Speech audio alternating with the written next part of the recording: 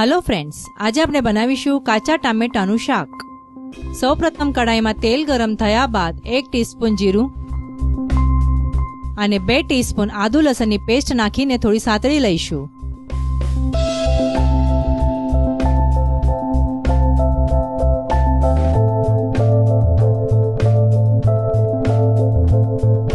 ત્યારબાદ એમાં એક ઝીણી સમારેલી ડુંગળી નાખીને ટ્રાન્સપરન્ટ થતા સુધી સાતળતા રહીશું।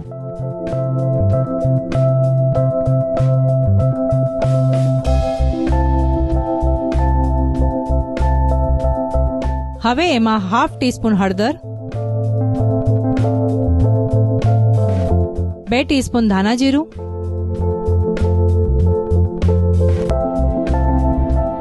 અને 2 ટીસ્પૂન લાલ મરચું નાખીને મિક્સ કરી લઈશું।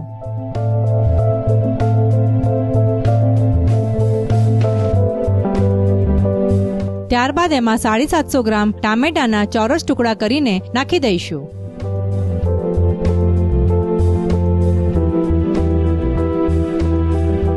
ટામેટાને મસાલામાં સારી રીતે મિક્સ કરી લઈશું।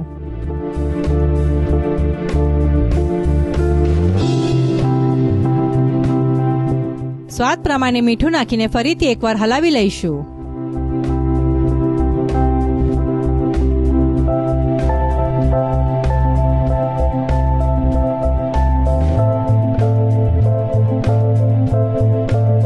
હવે કડાઈને ઢાંકણ લગાવીને 2 થી 3 મિનિટ સુધી આ ટામેટાને કૂક થવા દઈશું।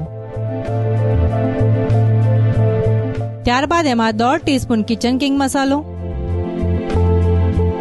1/2 ટીસ્પૂન ખાંડ અને 2 ટીસ્પૂન શેકેલા સિંગદાણાનો ભૂકો નાખીને મિક્સ કરી લઈશું। આ શાકમાં ખાંડ મેલ્ટ થતા સુધી શાકને હલાવતા રહીશું।